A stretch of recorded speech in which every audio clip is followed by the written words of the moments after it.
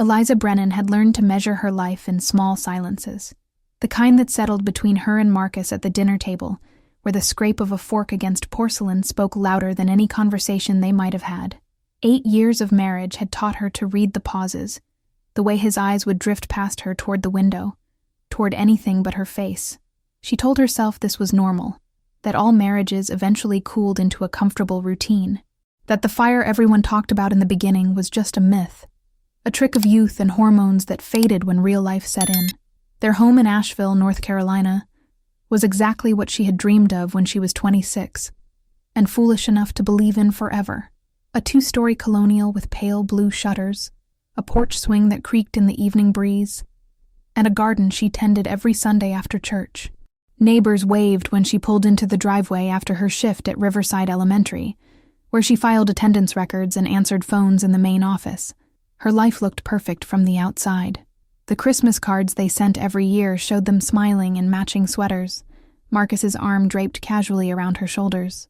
No one could see the stiffness in his posture, the way his fingers never quite touched her skin. She noticed it first on their 5th anniversary. They had gone to dinner at the Italian place downtown, the one with candles and wine bottles and checkered tablecloths. Marcus had ordered for both of them without asking what she wanted. He talked about work, about the promotion he was chasing at the marketing firm, about the new car he wanted to lease. When the waiter brought tiramisu with a candle stuck in the center, Marcus checked his phone twice before the flame even went out. Eliza made a wish anyway, the same wish she had been making for months, that he would look at her the way he used to, that he would reach across the table and take her hand without her having to ask. He never did. By their 8th year, the distance between them had become a physical thing, a cold expanse that spread across their king-sized bed at night. Marcus slept on the far edge, his back to her, the blankets pulled tight around his shoulders. When she reached for him in the darkness, her hand hovering just above his spine, she could feel the heat of his body, but never the warmth. He would shift away, mumbling something about being tired, about an early meeting. She would pull her hand back and stare at the ceiling, counting the cracks in the plaster until sleep finally came. Her friends didn't notice, or maybe they did, and they were too polite to say anything. At cookouts and birthday parties, Marcus played his role perfectly. He would stand beside her with a beer in his hand, laughing at jokes she didn't hear, his arm occasionally brushing hers in a performance of intimacy that felt rehearsed. Afterward, in the car, the silence would return, thick and suffocating. She would watch the streetlights blur past her window and wonder when exactly she had become invisible to him. There were no big fights, no slammed doors or shouted accusations, just a slow erosion, like water wearing away stone. He stopped kissing her goodbye in the mornings, stopped asking about her day, stopped touching her at all, except for the occasional mechanical peck on the cheek when someone was watching. She told herself it was stress, that he was working too hard, that they just needed a vacation, a reset, a chance to remember who they were before the bills and the mortgage and the monotony swallowed them whole. But deep down, in the place she refused to look, Eliza knew the truth. She had known it for a long time. Marcus didn't love her anymore. Maybe he never really had. It was a Thursday in late September when Eliza's carefully constructed denial finally shattered. She had left work early, claiming a headache that wasn't entirely a lie. The fluorescent lights in the office had been drilling into her skull all afternoon, and Mrs. Patterson, the school principal, had sent her home with a sympathetic pat on the shoulder and instructions to rest. Eliza drove the familiar route through downtown Asheville, past the coffee shop where she and Marcus used to meet for lunch, past the bookstore that had closed 2 years ago, past all the ghosts of a marriage that had already died. The house was quiet when she pulled into the driveway. Marcus's car was there, which surprised her. He was supposed to be at the office until 6, meeting with a client about some new campaign. She grabbed her purse from the passenger seat and walked up the porch steps, her heels clicking against the wood, in a rhythm that felt suddenly too loud. The front door was unlocked. She stepped inside, and the air felt different, heavier, charged with something she couldn't name. She set her keys on the hall table and listened. There were voices coming from upstairs, low and muffled, punctuated by laughter that made her stomach clench. She recognized Marcus's voice, but there was another one too. Female, familiar in a way that sent ice flooding through her veins, Eliza's legs carried her up the stairs before her mind could catch up. Each step felt like walking through water, slow and dreamlike. The voices grew louder. She could hear them now, clearer. Marcus was saying something about a hotel in Charleston, about how they should have gone there instead. The woman laughed, a bright sound that Eliza had heard 1,000 times before. At birthday parties, at girls' nights, at her own wedding. Melissa. The bedroom door was half open. Eliza stood in the hallway, her hand pressed against the wall for balance, and looked inside. The world tilted. Marcus was on the bed, propped up against the headboard with the pillows she had fluffed that morning. Melissa was beside him, wearing one of Eliza's robes, the cream-colored silk one that had been a gift from Marcus 3 Christmases ago. They were drinking wine from the glasses Eliza and Marcus had received as a wedding present. Melissa's head was thrown back in laughter, her red hair spilling over her bare shoulders, and Marcus was smiling at her with an expression Eliza hadn't seen in years. Ease, joy, desire. They didn't see her at first. They were too wrapped up in each other, too comfortable in their betrayal. Melissa said something about how she had wanted this for so long, how she had been waiting for him to finally leave. Marcus kissed her temple and said it wouldn't be long now, that the divorce would be quick, that Eliza wouldn't fight him on anything. He sounded relieved, almost giddy. Eliza must have made a sound, or maybe it was just the creak of the floorboard beneath her feet, because suddenly they both turned. Marcus's face went pale. Melissa's smile froze, then crumbled, but neither of them moved. Neither of them scrambled to cover themselves or rushed to explain. They just stared at her, caught but not ashamed, as if she were the one intruding. As if this bedroom, this marriage, this life had never really been hers at all. Eliza opened her mouth to speak, but nothing came out. No scream, no accusation, just a small broken sound that barely qualified as a breath. She watched as Marcus sat up straighter, as Melissa pulled the robe tighter around herself, and she realized with a clarity that cut deeper than any knife, they had been here before, many times. This wasn't a moment of weakness or a drunken mistake. This was routine. This was real. Marcus finally spoke, his voice flat and detached. "Eliza, I didn't expect you home." That was it. No apology. No panic. Just mild inconvenience. Like she had walked in on him watching television instead of dismantling her entire world. She turned and walked away, down the stairs, through the hall, out the door. She heard Marcus call her name once, but it sounded distant and unimportant.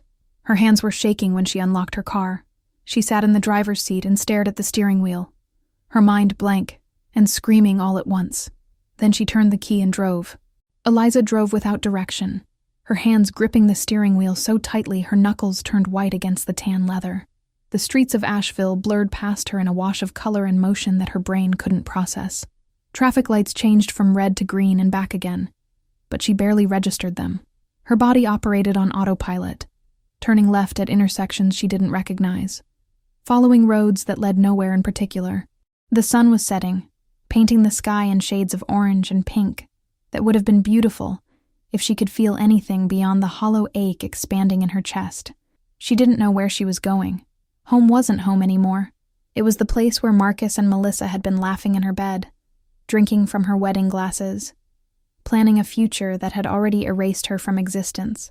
The thought of returning there, of walking back through that door and facing them, made her stomach twist with nausea, but she had nowhere else to go. Her parents had died in a car accident 6 years ago, within months of each other. Her father from the crash, and her mother from the grief that followed. She had no siblings, no cousins who lived close enough to matter. The friends she had made in Asheville were all connected to Marcus somehow, woven into the fabric of their coupled life. She couldn't call any of them without explaining why she was crying. And she couldn't explain without admitting that her entire marriage had been a performance she had been too blind to see through. The rain started as a mist, tiny droplets that caught in her headlights like static. Then it grew heavier, drumming against the windshield in a rhythm that matched the pounding in her temples. She turned on the wipers, but they only smeared the water across the glass, making everything outside look distorted and strange. She realized she was driving through an unfamiliar part of town, past strip malls and gas stations, and a billboard advertising injury lawyers. The shopping center ahead was mostly empty, its parking lot lit by flickering fluorescent lights that cast long shadows across the wet pavement. Eliza pulled into the lot and stopped the car in the farthest corner, away from the few vehicles still parked near the grocery store entrance. She turned off the engine and sat in the sudden silence, listening to the rain hammer against the roof. It was loud enough to drown out her thoughts, but not loud enough to stop them entirely. Images flashed through her mind in jagged fragments. Marcus's hand on Melissa's shoulder. The way they had looked at each other, easy and intimate and right. The sound of their laughter, so carefree, as if betraying Eliza had been the most natural thing in the world. Her chest tightened, and the tears came all at once, ripping out of her in ugly, gasping sobs that shook her entire body. She pressed her palms against her eyes, trying to hold it in, but it was useless. The grief poured out of her like something physical, something that had been building for years beneath the surface of her polite smiles and careful silences. She cried for the marriage that had never been real, for the version of herself that had tried so hard to be enough, for the terrible, crushing realization that she had been replaced long before tonight, and she had been too afraid to see it. When the tears finally slowed, she felt emptied out, hollow. She looked down at her lap and noticed her hands were shaking. Her blouse was damp with rain from the short walk to the car, and she could feel the cold seeping through the fabric, settling into her bones. She reached for her phone, thinking she should call someone, anyone, but when she unlocked the screen, there were already 3 missed calls from Marcus.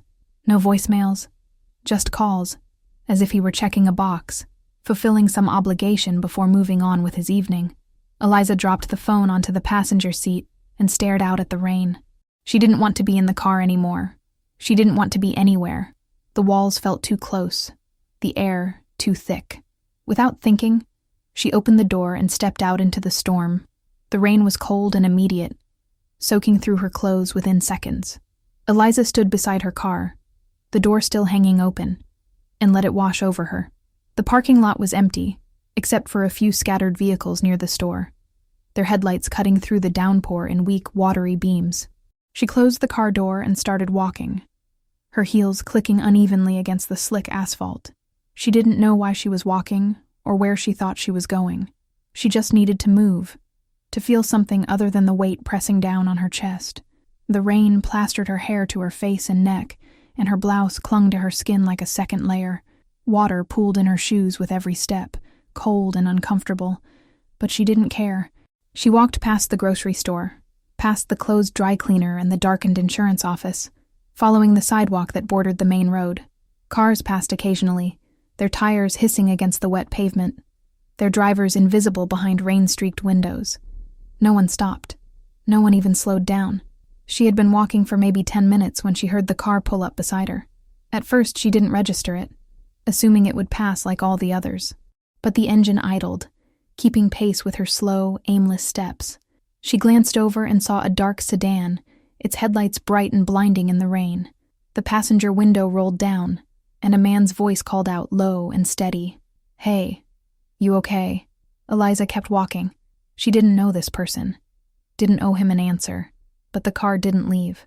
It stayed beside her, crawling along the curb, and the voice came again, more insistent this time. "Miss, you're soaked. It's not safe out here." She stopped walking and turned to face the car, water dripping from her chin. Through the rain and the glare of the headlights, she could make out a figure in the driver's seat, tall, broad-shouldered, with dark hair that looked wet even inside the car. He wasn't smiling, wasn't leering, just watching her with an expression that looked almost like concern. "I'm fine," Eliza said, though her voice cracked on the second word. The man shook his head slowly. "No, you're not." He opened the driver's side door and stepped out into the rain. Eliza tensed, every instinct telling her to run, but her legs felt too heavy, too tired. He didn't come closer, just stood beside his car, the rain soaking through his flannel shirt within seconds, and held up both hands in a gesture of peace. "I'm not going to hurt you," he said. "I just don't think you should be out here alone like this." Eliza stared at him, trying to process his words through the fog in her brain. He looked to be in his mid-30s, with a strong jawline and dark eyes that didn't waver from hers. There was something grounded about him, something solid and unhurried. He reached into the back seat of his car and pulled out a faded blue towel, holding it out toward her. "Here, At least dry off a little. She didn't move, didn't reach for the towel. She just stood there, shivering, her arms wrapped around herself. The man took a cautious step forward, stopping a few feet away, and draped the towel over her shoulders without touching her. It smelled like motor oil and laundry detergent, a strange combination that somehow felt comforting. "There's a diner about 2 miles up the road," he said quietly. "Still open. Coffee's terrible, but it's warm. Let me give you a ride. No strings, no questions. Just get you out of this rain." Eliza looked at him, really looked at him, and saw no threat in his eyes. Just a tired kindness, the kind that comes from someone who has seen enough pain to recognize it in others. She glanced back down the empty sidewalk, then at her car sitting alone in the grocery store parking lot, then back at the stranger who was already drenched but still waiting for her answer. "Okay," she whispered. He nodded once, then gestured toward the passenger door. Eliza climbed in, pulling the towel tighter around her shoulders, and the man slid back into the driver's seat. He turned up the heat without saying anything, and warm air flooded the car, thawing her frozen fingers. As he pulled back onto the road, he glanced at her briefly. "I'm James, by the way. James Carter." Eliza nodded but didn't offer her name. She stared out the windshield at the rain and wondered what kind of person stops for a stranger on a night like this. What kind of person sees someone breaking and decides to care? Tópicos 3 e 4. Desenvolvidos. Aguardando sua revisão para prosseguir com os próximos. The diner was called Betty's, a relic from another era, with chipped vinyl booths and a neon sign that buzzed and flickered in the rain. James pulled into the nearly empty parking lot and turned off the engine, but he didn't move to get out right away. He sat there for a moment, hands still on the steering wheel, as if giving Eliza time to change her mind. She appreciated that. The silence between them wasn't uncomfortable, just patient. When he finally opened his door, she followed, clutching the damp towel around her shoulders like armor.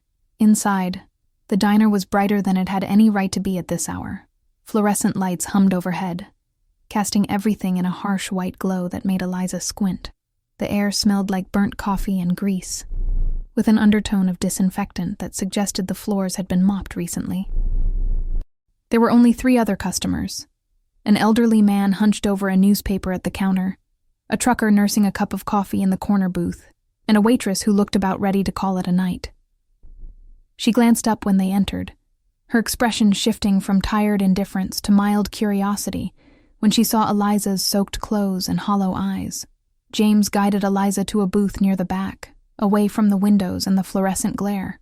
She slid into the cracked vinyl seat, and he took the spot across from her, folding his hands on the table in a way that seemed deliberate, like he was trying to appear as non-threatening as possible. The waitress appeared moments later with 2 laminated menus and a pot of coffee that she poured without asking. James had been right about the coffee. It was terrible, bitter, and lukewarm. But Eliza wrapped her hands around the ceramic mug anyway, letting the warmth seep into her frozen fingers. "You want anything to eat?" James asked, his voice low and careful. Eliza shook her head. The thought of food made her stomach turn. James nodded and ordered a slice of apple pie, asking for 2 forks even though Eliza had declined. When the waitress left, he leaned back in his seat and studied her with an expression that wasn't pity, exactly. More like recognition, as if he had sat where she was sitting before and knew better than to push. They sat in silence for a long time. Eliza stared at her coffee, watching the weak steam rise and dissipate. The diner's jukebox played something old and crackling, a country song about loneliness and highways that felt uncomfortably on the nose. She could feel James watching her, but he didn't ask questions, didn't demand an explanation, just waited, present but not intrusive, like a lighthouse on a distant shore. The pie arrived, golden crust dusted with sugar, a scoop of vanilla ice cream melting into the warm filling. James pushed the plate toward the center of the table and set one of the forks beside Eliza's coffee cup. She didn't touch it, didn't even look at it. But after a while, when the silence had stretched so long it felt like its own kind of language, she finally spoke. "My husband was in bed with my best friend." The words came out flat and emotionless, like she was reading from a script. James didn't react the way most people would have. He didn't gasp or offer hollow condolences. He just picked up his fork, cut a small piece of pie, and chewed slowly before responding. "How long?" he asked. "I don't know," Eliza said, her voice barely above a whisper. "Long enough that they weren't even scared when I walked in. They were comfortable, like it was normal." James set down his fork and leaned forward slightly, his dark eyes steady on hers. "Then you're free now." Eliza blinked, thrown by the statement. Free. The word felt foreign, almost cruel. She didn't feel free. She felt untethered, like someone had cut the ropes holding her to the earth, and now she was floating in a dark sky with no map and no compass. "I don't feel free," she said, her throat tightening. "I feel like I just lost everything." James was quiet for a moment, considering her words. Then he spoke, his tone gentle but firm. "You didn't lose everything. You lost something that was already gone. There's a difference." Eliza looked at him, really looked at him for the first time since getting in his car. He had a face that had seen weather, lines around his eyes that suggested he spent a lot of time squinting into the sun or smiling, though he wasn't smiling now. His hands were calloused, stained with traces of motor oil that soap couldn't quite scrub away. There was a small scar on his left eyebrow, a thin white line that interrupted the dark hair. He looked like someone who worked with his hands, who fixed things that were broken, and she wondered absently if he thought people could be fixed too. "I don't even know you," she said softly.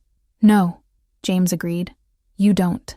But sometimes that makes it easier to talk." The days that followed the diner felt like moving through water. Everything was slow and muffled, each moment requiring more effort than it should. Eliza called in sick to work on Friday, then again on Monday, mumbling something to Mrs. Patterson about the flu. She couldn't face the hallways of Riverside Elementary, couldn't stomach the thought of filing paperwork and answering phones while her life was falling apart in real time. On Tuesday, her coworker Jenny showed up at her door with a casserole and too many questions. Eliza accepted the food and lied through her teeth, saying Marcus was on a business trip and she just needed some rest. Jenny didn't believe her. Eliza could see it in her eyes, but she was kind enough not to push. By Wednesday, Eliza had moved out. She couldn't stay in that house, couldn't sleep in that bed or walk past that bedroom without her chest tightening until she couldn't breathe. Jenny helped her pack, asking no questions as they loaded boxes into the back of Eliza's car.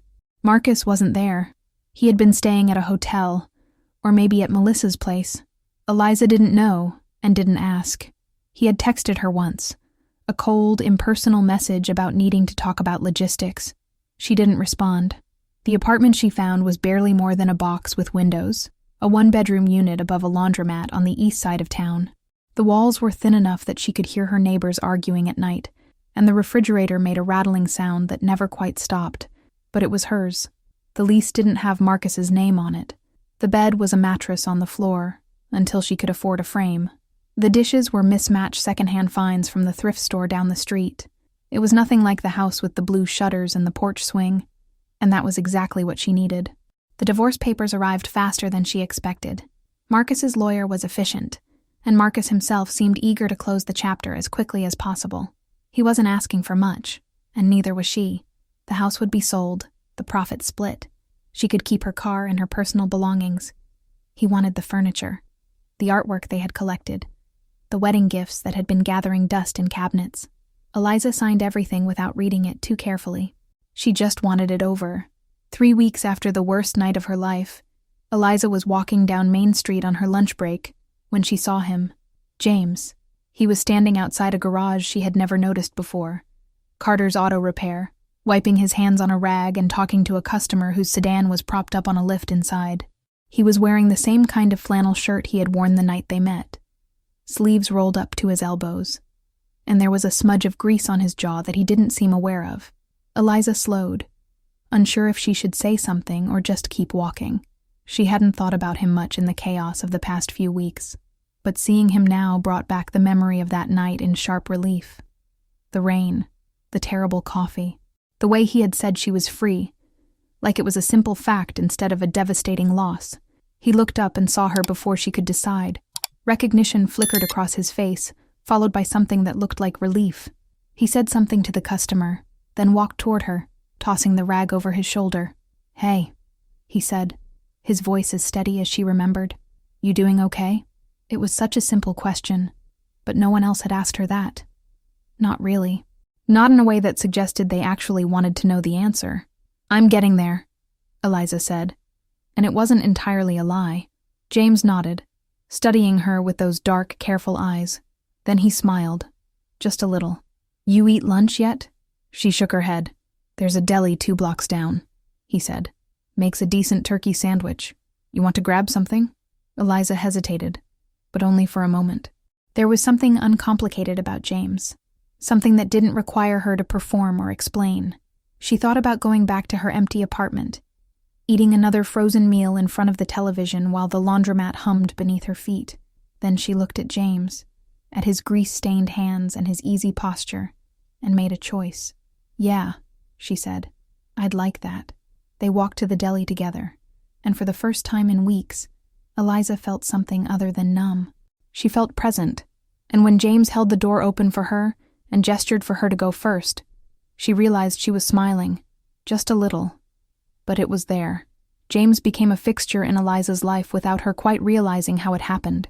It started with the sandwiches at the deli, which turned into coffee on Saturday mornings, which evolved into him showing up at her apartment one afternoon with a toolbox and a quiet observation that her kitchen faucet had been dripping for weeks. She hadn't mentioned the faucet to him, hadn't mentioned much of anything, really. But somehow he noticed the things she didn't say, the small fractures in her carefully maintained composure. He fixed the faucet in 20 minutes, refusing payment or even a glass of water, though she insisted on making him coffee in the cheap French press she had bought at the thrift store. They sat at her tiny kitchen table, the one that wobbled unless you folded a napkin under the short leg, and talked about nothing important.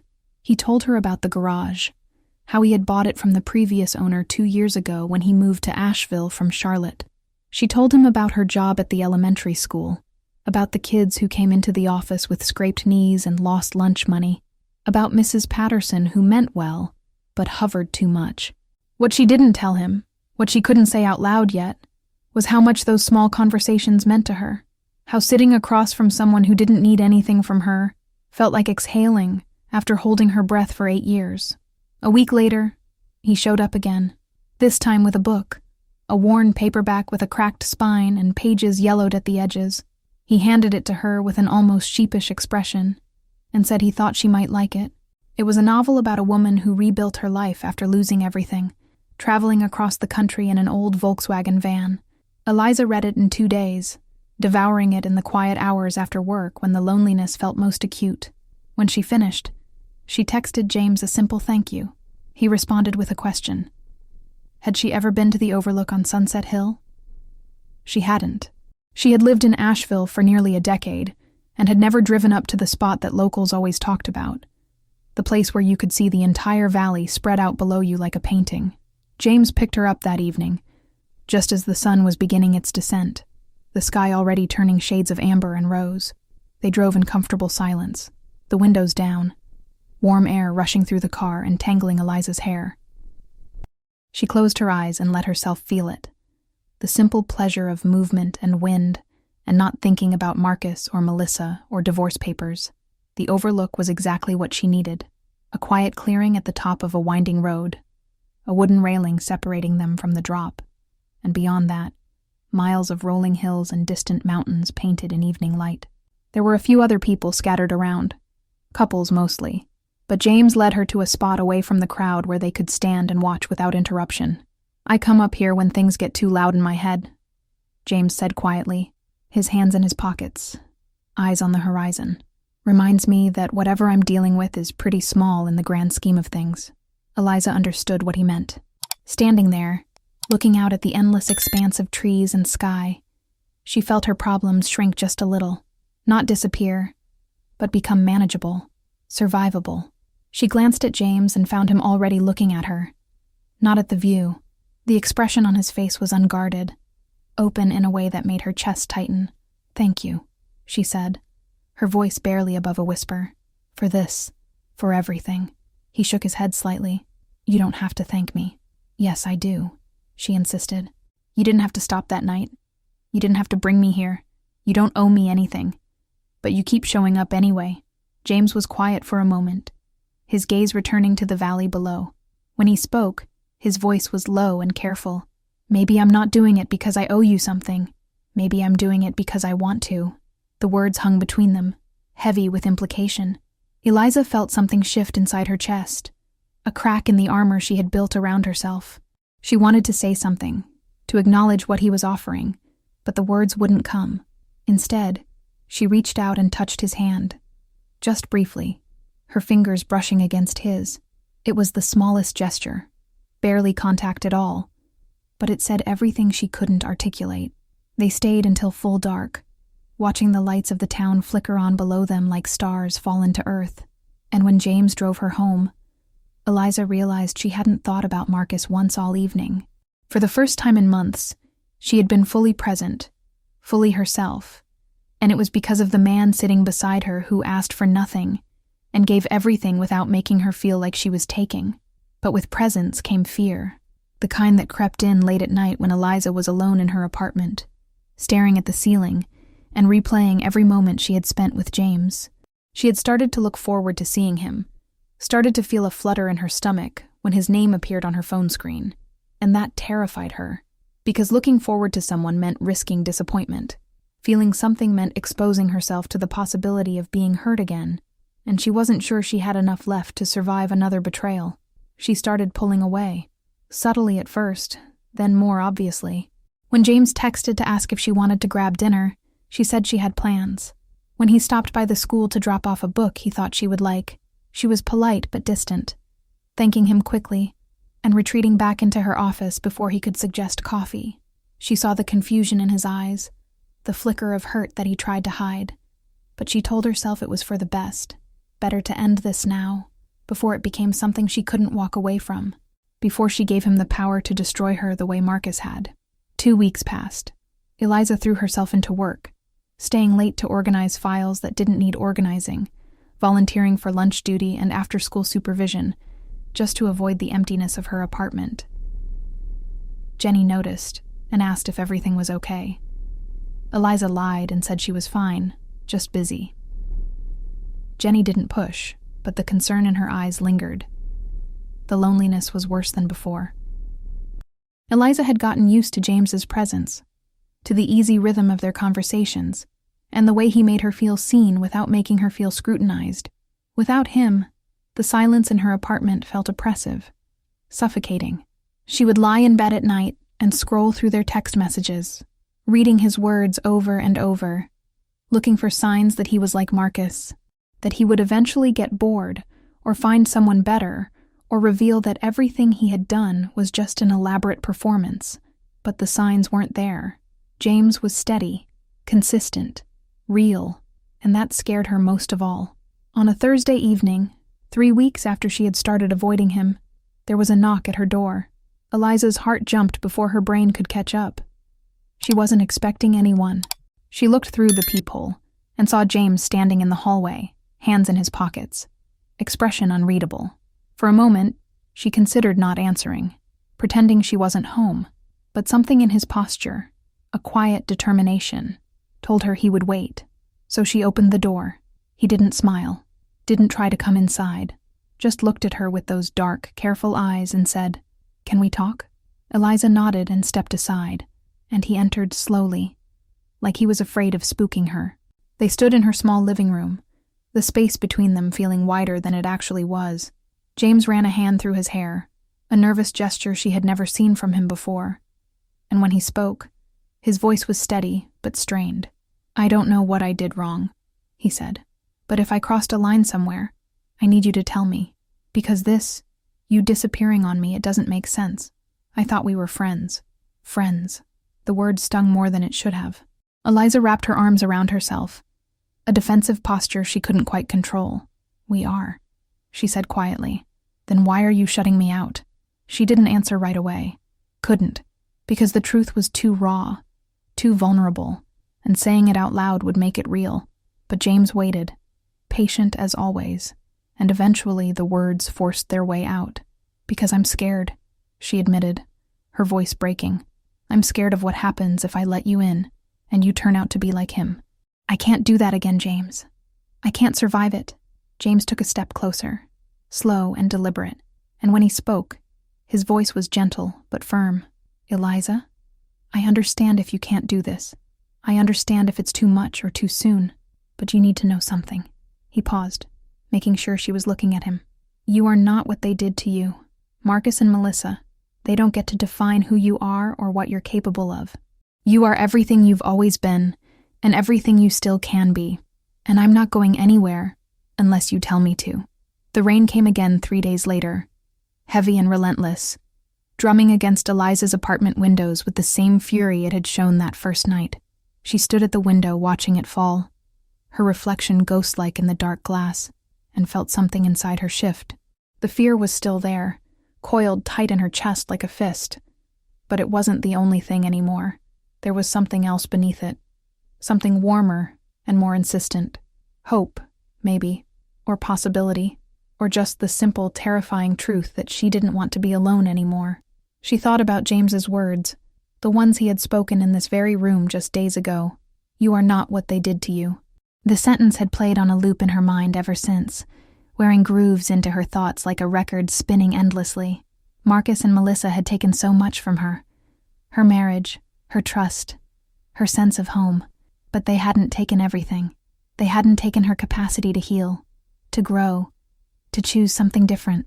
And James, with his steady presence and his patient kindness, had shown her that different was possible. She picked up her phone from the kitchen counter, her thumb hovering over his name in her contacts.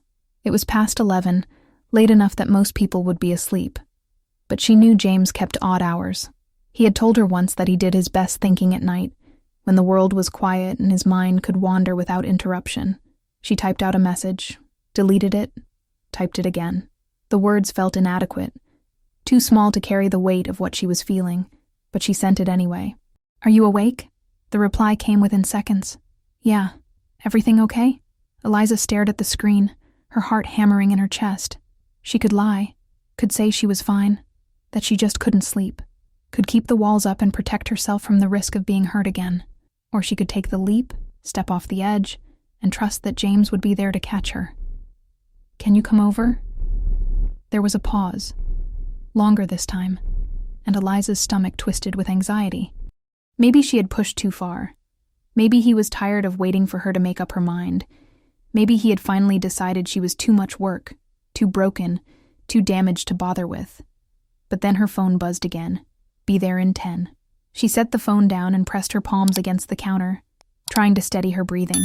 The rain continued its assault on the windows, and somewhere below, the laundromat's dryers rumbled in their endless cycle. She didn't change out of her worn sweatpants and oversized t-shirt, didn't bother with makeup or fixing her hair. If she was going to do this, if she was going to let him see her, it had to be real, all of it. When the knock came, soft but firm, she opened the door without hesitation. James stood in the hallway holding a dripping umbrella, his flannel shirt damp at the shoulders, his dark hair slicked back from the rain. He looked concerned, his brow furrowed slightly, but he didn't ask questions, just waited for her to speak first. Eliza didn't speak. She couldn't find the words to explain what she was feeling, the tangle of fear and hope and desperate aching need that had brought her to this moment. So instead, she stepped forward and wrapped her arms around him, pressing her face against his chest and holding on like he was the only solid thing in a world that kept shifting beneath her feet. James went still for just a second, surprised, and then his arms came around her, strong and sure. He didn't say anything, didn't ask what was wrong or what had changed. He just held her, one hand cradling the back of her head, the other pressed flat against her spine. She could hear his heartbeat through the damp fabric of his shirt, steady and unhurried, and she let herself sink into it, into him. "I'm sorry," she whispered against his chest, her voice muffled and raw. "I'm sorry I pushed you away. You don't have to apologize," James said quietly, his breath warm against her hair. "You were protecting yourself. I get it. I don't want to protect myself anymore," Eliza said, pulling back just enough to look up at him. Her eyes were wet, but she wasn't crying. Not quite. "I don't want to be afraid. Not of you." James looked down at her, his expression soft and open, and lifted one hand to brush a strand of hair away from her face. His touch was gentle, reverent, like she was something precious that might break if handled too roughly. "I'm not going anywhere," he said, his voice barely above a whisper. "Not unless you tell me to." Eliza believed him. For the first time since that terrible night in her old house, since Marcus and Melissa and the shattering of everything she thought she knew, she believed someone completely, and it felt like coming home. 6 months later, Eliza stood at the base of Sunset Hill, wearing a simple cream-colored dress that caught the early evening breeze and swirled around her knees. The fabric was soft, unpretentious, nothing like the elaborate gown she had worn for her wedding to Marcus. That dress had been heavy with lace and expectations, a costume for a role she had never quite fit into. This dress felt like her, light and easy and real. James stood beside her in dark jeans and a white button-down shirt. The sleeves rolled to his elbows, his hands clasped loosely in front of him. He looked nervous, a rare crack in his usually steady demeanor, and Eliza found it endearing. She reached over and laced her fingers through his, squeezing gently. He glanced at her and smiled, the tension in his shoulders easing just a little. There were no guests, no photographer, no reception hall booked months in advance or seating charts that required diplomatic maneuvering. Just the two of them. A justice of the peace named Margaret, who had agreed to meet them at the Overlook, and the vast expanse of valley stretching out below. The sun was beginning its descent, painting the sky in strokes of gold and pink and deepening blue, the same colors Eliza had watched the first time James brought her here. Margaret cleared her throat and began the ceremony, her voice warm and practiced.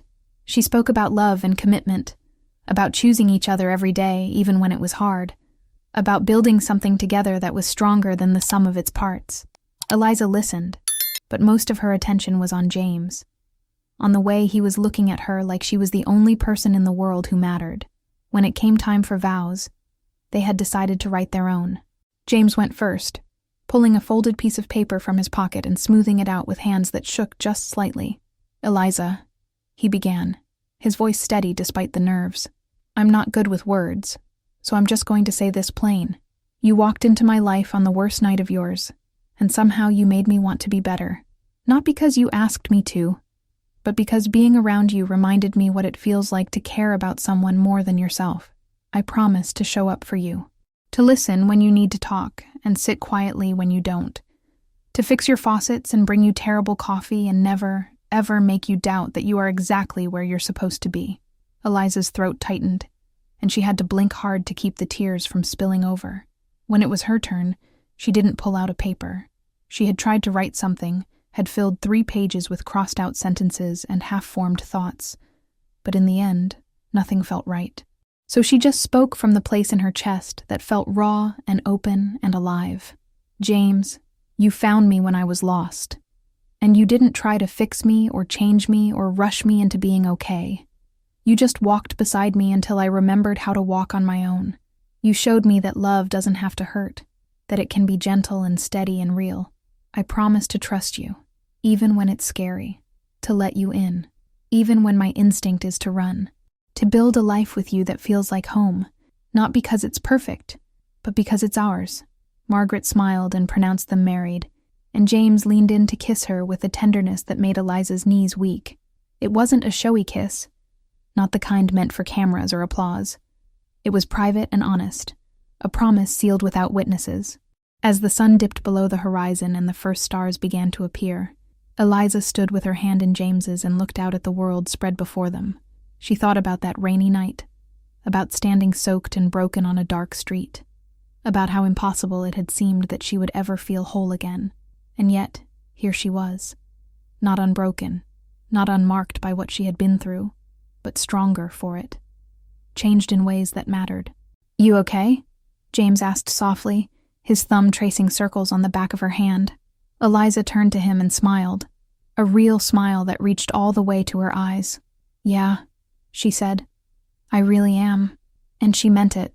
That rainy night wasn't the end of Eliza's story. It was the beginning. Because sometimes life breaks you open just so you can see what you're really made of. And sometimes, when you least expect it, a stranger stops in the rain and reminds you that you're not alone, that you never were. If this story touched something in you, if it reminded you that healing is possible, and love can find you even in your darkest hour, subscribe to this channel. Every week, I bring you stories of women who found strength when they thought they had none left, who rebuilt their lives from the ground up and discovered that the best chapters are often the ones we never planned. The next story might be exactly what you need to hear.